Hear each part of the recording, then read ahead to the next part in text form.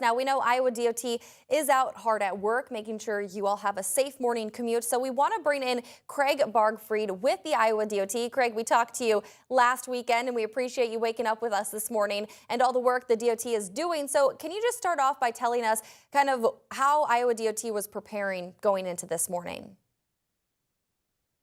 So today we are actually doing a lot of post-storm cleanup from the impact of the event that came across the state on Saturday. As you look at our 511 map, you'll see from basically the northwest corner of the state on into the southeast corner of the state, a lot of those roads are either partially covered. We do have an area in the Grinnell area that is 100% covered. Dealing with those after effects plus the cold temperatures today, uh, travelers can experience some scattered slippery spots out there. We have crews out right now.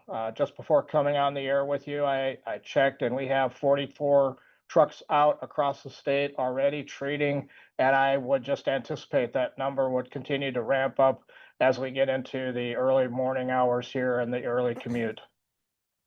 And Craig, it has been a very busy start to the winter season for Iowa DOT. You see those plows out there every single time that we have the winter weather like this. What do you really feel is important for drivers to know as they get out on the road when we have this winter weather, when those plows are out on the roads as well? Sure, safety is our number one concern. And what we saw last Saturday, especially in the area in the eastern part of the state where we had to close I-80, folks were just driving too fast for the conditions. They did not allow enough distance between them and the vehicle in front of them. We saw some incidents, a number of incidents that folks just were over driving the conditions, which caused us to have to close I-80 for a period of time on Saturday. And so we're just saying to folks that please be patient. Adjust your speed, adjust your following distance, put your phone down. And then one tip that we saw from last Saturday as well, if you do travel, make sure you have a full tank of gas. We had an instance where folks were stuck in the queue because of the incidents last Saturday.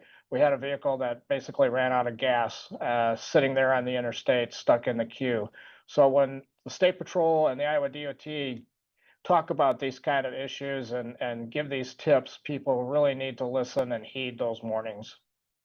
Absolutely. Very good advice there, Craig. And just real quick to wrap it up, just as folks get out the door and heading into their morning commute, how do you expect conditions just to improve or worsen throughout the morning? Because I know you said you checked in with your crews and they're out hard at work right now. So naturally, as I said, the number of trucks out treating will just increase. I think as we go through today will still be a day where travelers will encounter scattered slippery spots. As we go through the week and we're continuing to be out there to treat the roads and get them back to near normal condition, I would just see that the road conditions will continue to improve, probably more than likely starting tomorrow a little bit better. Today is still between the temperatures and the wind going to be a bit of a tough struggle for us today to really make a lot of ground.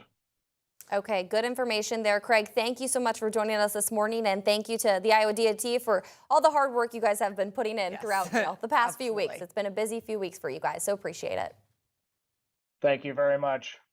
And hey, Local 5 is in your corner this morning with coverage of the wintry weather. Over on We Are Iowa Plus, we will have Weather Impact Alert Day team coverage. A special edition of Good Morning Iowa will air from 7 to 9 a.m. You can download We Are Iowa Plus right on your TV and watch it all for free.